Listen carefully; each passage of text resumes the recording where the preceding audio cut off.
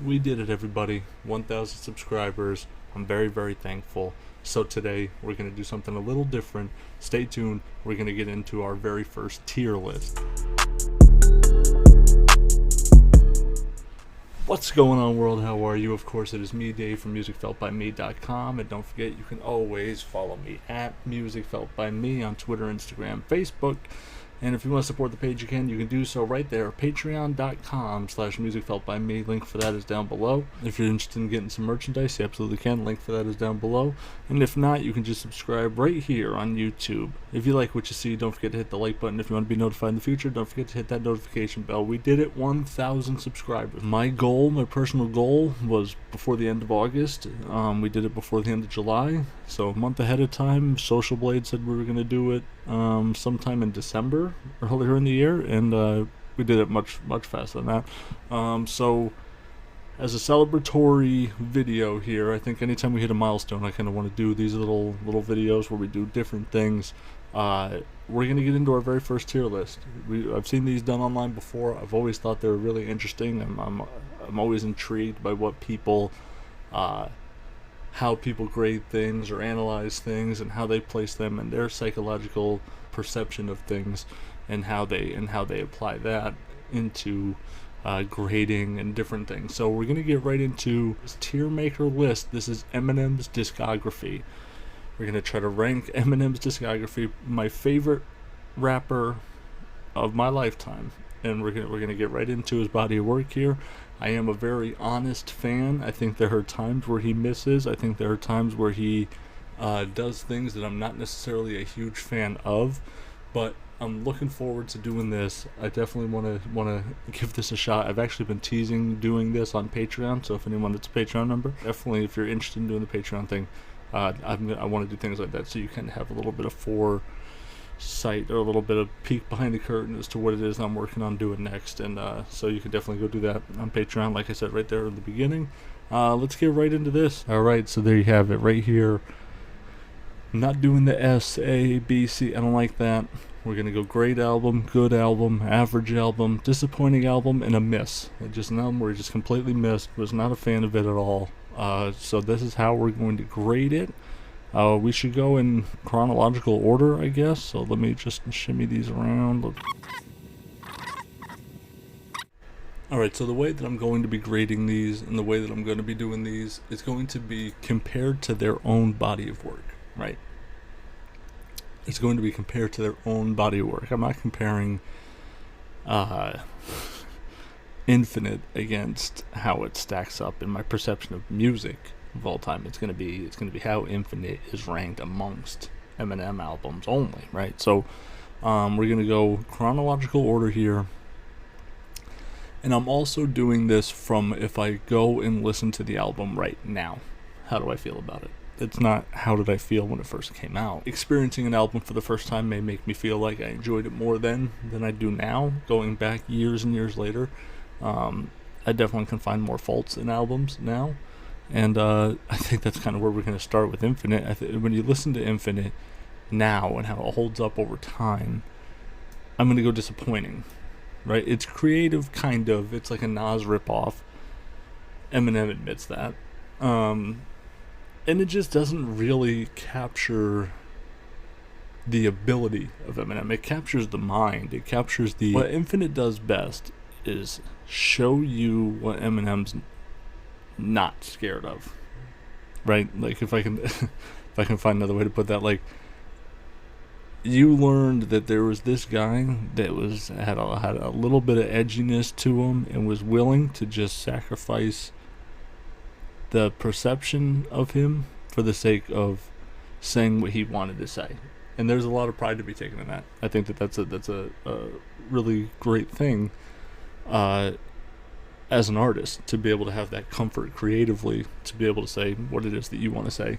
But I don't know that it stacks up or holds up over time, especially when you're talking about his body of work, comparing it against itself. So I'm going to go disappointing for Infinite early.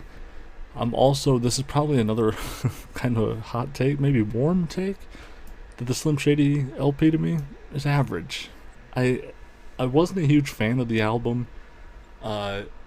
when it came out. I found him to be more annoying than someone I'd want to listen to forever. He was able at this point to really sharpen the Infinite ability, though. Not only was he aware of what he wasn't scared of, he was willing to push that boundary. He was willing to go further than that and talk even more personally and even more in depth about some of the dark thoughts that he had, some of the darkest moments in his life, some of the darkest moments in his relationships, growing up, becoming a parent, being a husband, being a son, being like all these things. I think he was able to present really well, while also proving to the world that he didn't give a fuck about what you thought of it or not. He was just telling his story the way he wanted to tell it. It's a really great album for that. Going back and listening to it, not a big fan of the beat selection. There's not a lot of songs in there that I feel like I have to listen through now. Like Guilty Conscience is great. There are some songs on there though. Don't let me lose my own train of thought here. Guilty Conscience, Brain Damage, Rock Bottom. God, there's a few songs on there. If I Had is another song that, oh man, yeah. I mean, there are some songs on there that are really, really great, and because of what the song was, it was this total expression again of his flaws and his thoughts, as flawed or toxic or whatever you want to call them as they were. It just was honest. It was brutal honesty on that album, and that's great. I just think that I don't love the beat selection on there. There's not a ton of replay value, or like, there's some songs that you can listen to right now, and then you could just like, I'm gonna play this again right now. Like, I'm just gonna start it, run it back. I'm gonna listen to it, and I'm gonna listen to it on the drive home. There's not a ton of songs by Eminem on the Slim Shady LP that makes me want to do that. And I didn't even then either. I wasn't like, oh man, I gotta loop this. I gotta listen to it. So these are really good. Then a couple days later, I'd go back like, oh yeah, these are really good.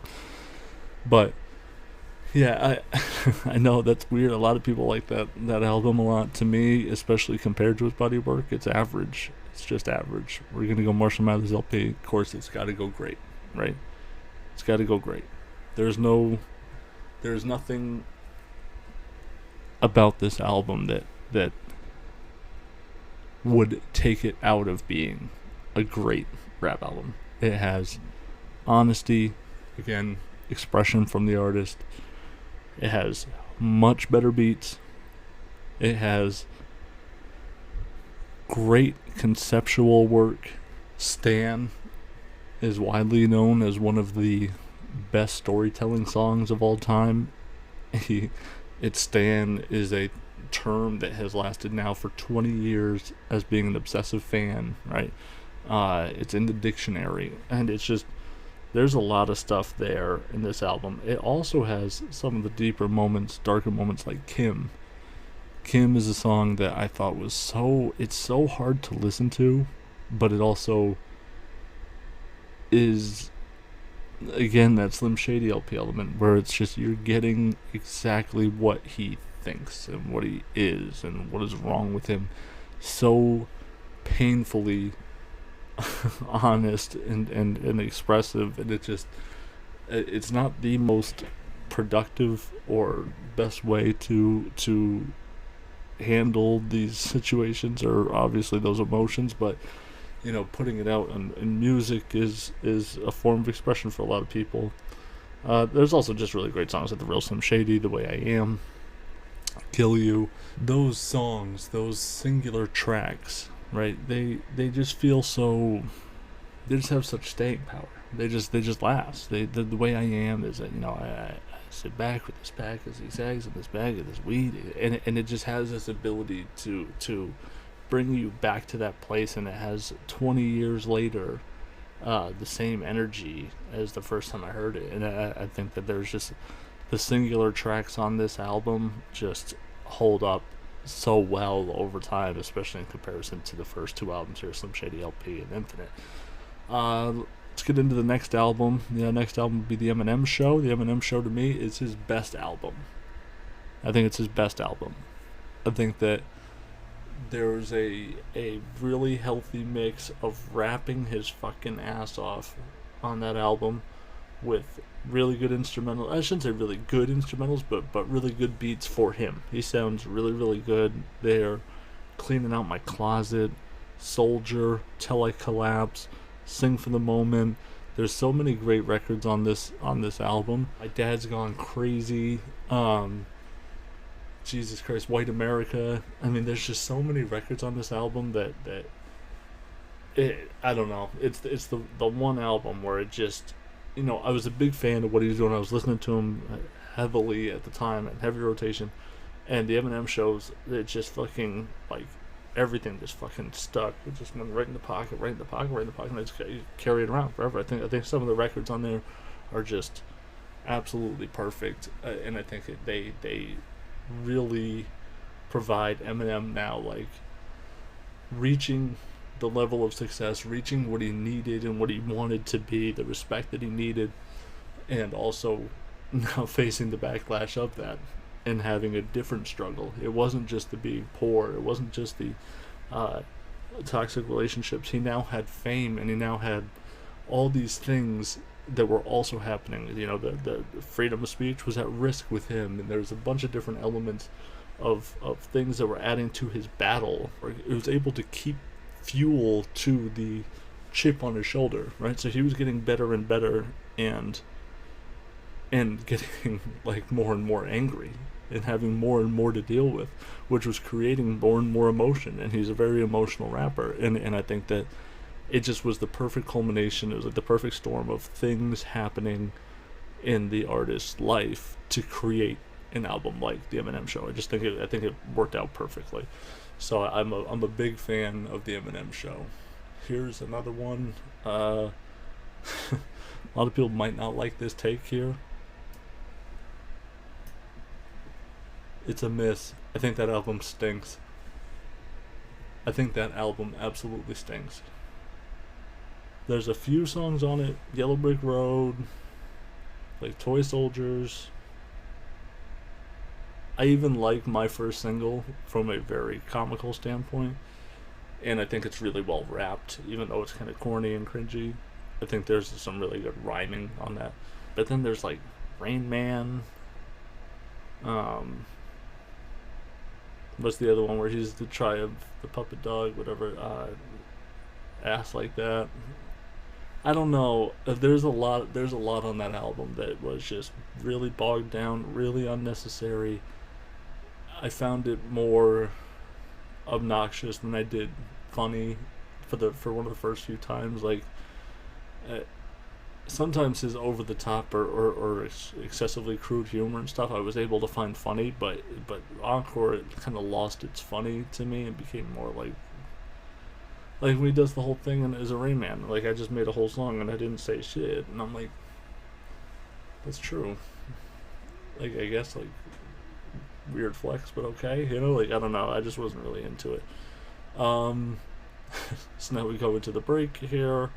He goes away for a few years, obviously battling his addiction, getting sober, and then comes back with Relapse. Relapse, to me,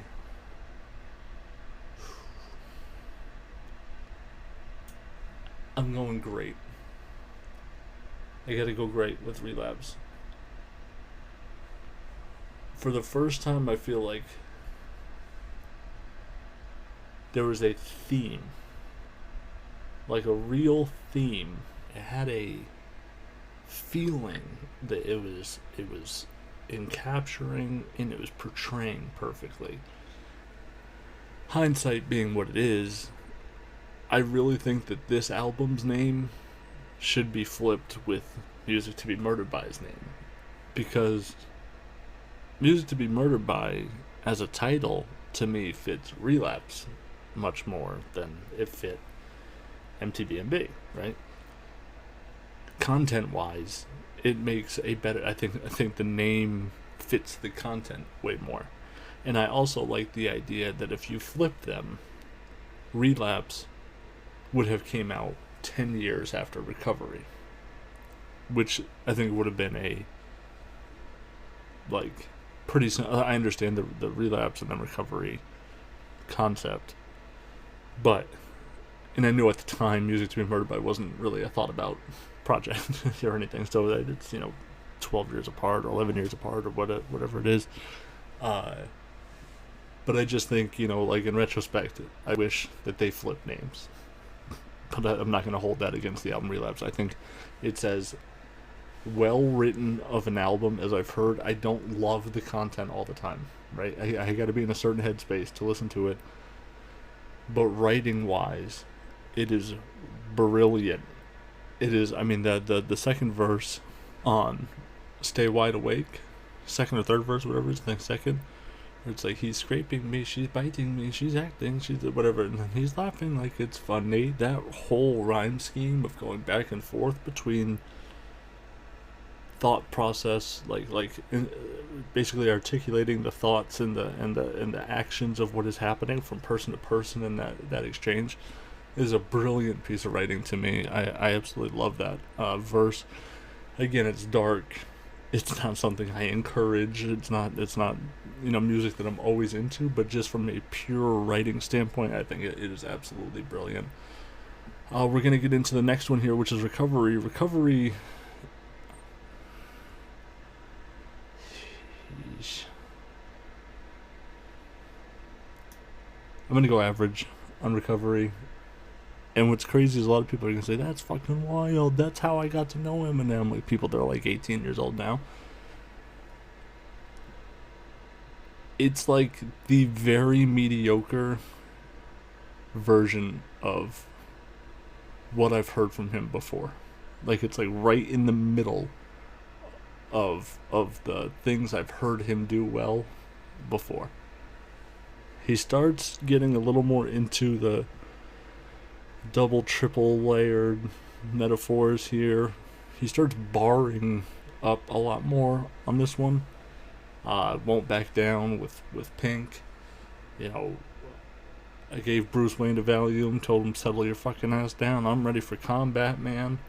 Get it, combat, man? Nah, ain't no but, like, that kind of stuff, I think, started poking through a little bit more on this album. It's well written. There's some big singles off it. Obviously, Love the Way You Lie. Not Afraid. There's some really big moments on the album, but there's just a lot of, I don't know, okay music to me. It's well rapped. Beats are, yeah, but I don't know. I wasn't huge on it. I just wasn't huge on it. I think it's okay. It's average to me. And when you're talking about Eminem's entire body of work, it's average. It's average. It's par for the course. It's what you expect, right? It's average. I don't think it's a lot better than I anticipate from an Eminem album. I just didn't. Marshall Mathers LP2, another tough one. I'm going to go good on this one. And the reason why is because on MMLP2, first off, we had a very different sound. Rick Rubin co-produced the whole album, I believe. You get songs like Berserk, Rhyme or Reason, a lot of rock a lot of rock influence. Rick Rubin wheelhouse, right? Like you're getting what Rick Rubin does really well. You also have Rap God, which is as big of a moment in Eminem's career, maybe as almost any of them, right? Also with this album, you get Headlights. And Headlights is a song that it just fucked me up, man. Like he just apologized to his mother. And there was just this level of maturity and this level of growth that I never thought I would get from Eminem of all people. Right? You look at these other projects here, Eminem Show, Slim Shady LP, Relapse, even Encore. I never thought I would see him grow into the person that was able to identify that his mother tried her best, and really not having a father was a bigger problem than what happened in the dynamic of their relationship. And that was just huge to me. that's one of my favorite Eminem songs ever because of how much I didn't see it coming, and how really well done it was, and how mature it was, and the growth. And we were starting to see this evolving, clear-minded, growing, maturing artist that could rap like crazy, and it wasn't as much anger or relatable anger. It was just something I can't, I don't even know if I can wrap my arms around it still to this day, but it just was a moment where I felt like we started to see a shift as not only an artist but as a person. And we've always had the door wide open to Eminem, the person, it felt like, because he exposed so much of his personal information through his music, that being able to see the person reach a point that I didn't think we'd ever see him reach was just incredible. And then, like I said, some of the rapping on the album is great. You hear him start really talking about his dad more on that, with I believe the name of the song is Rhyme or Reason. But there also was the elements of Eminem that we did expect, right? There's like Asshole, there's So Much Better, Brainless is another one.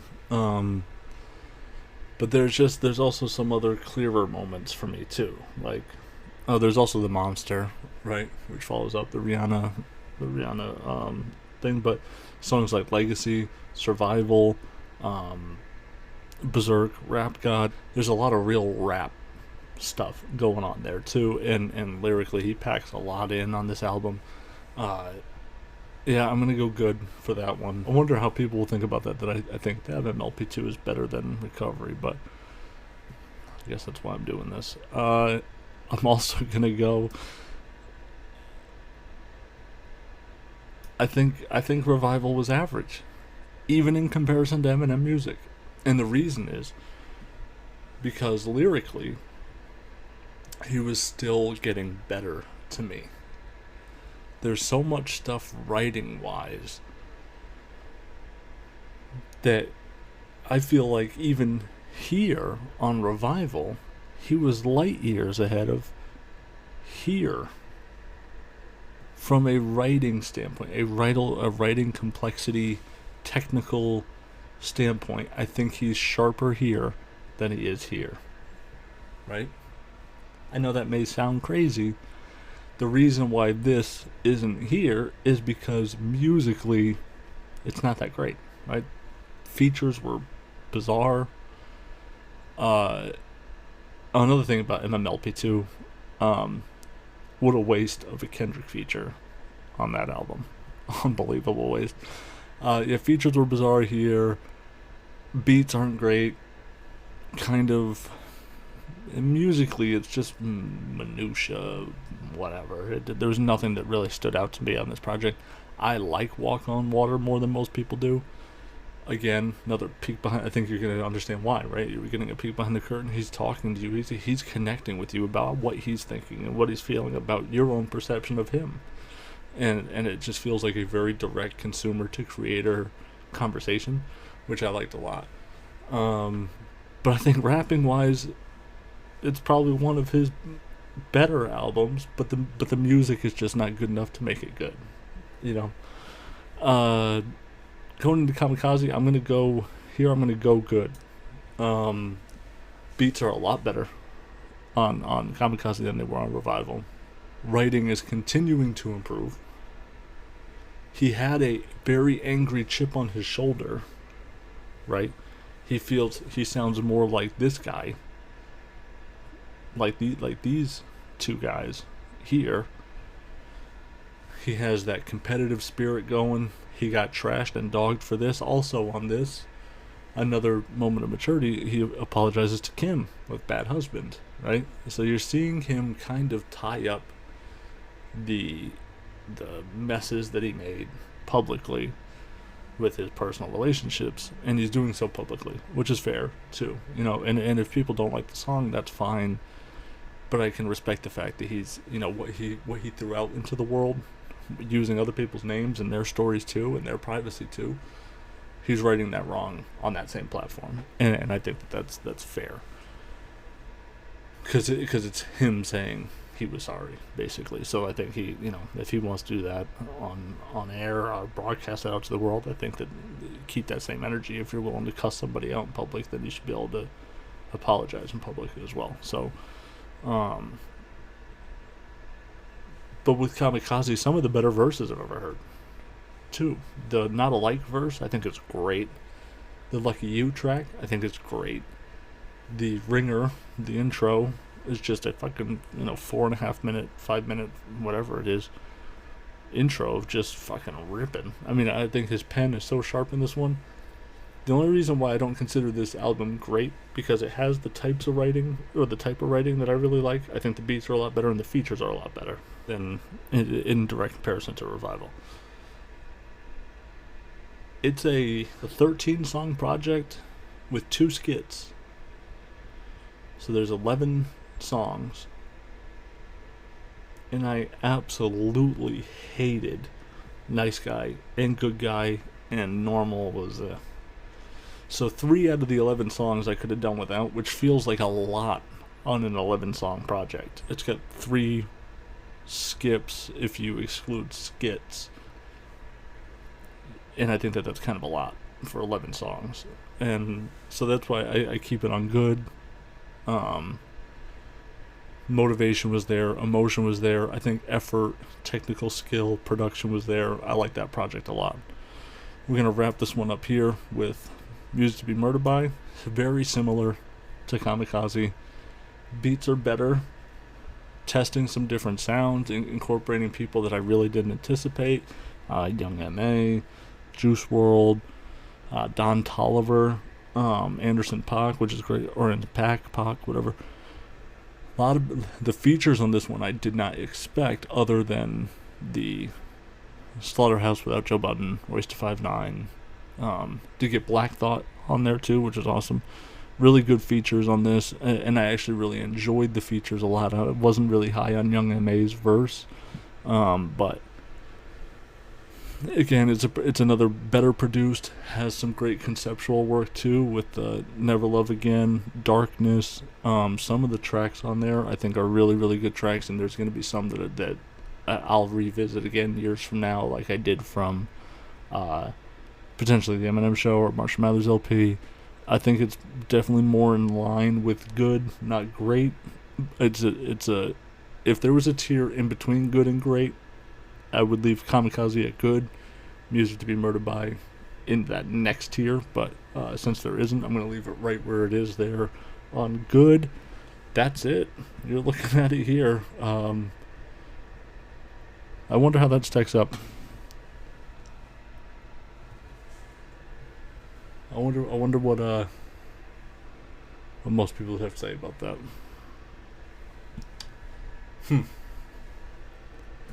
There you have it.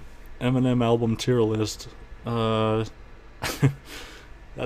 tough. It is tough once you kind of get in there and start doing it and start rating them against themselves. But yeah, I'm good with that. I could hold that. That's not bad. Well, that's going to do it for me, everyone. Thanks for watching so much. 1,000 subscribers. I appreciate it.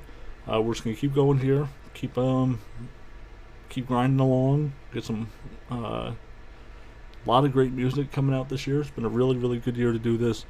Again, I appreciate people tuning in and checking out and subscribing. So let's keep that momentum going, and we'll see where we wind up.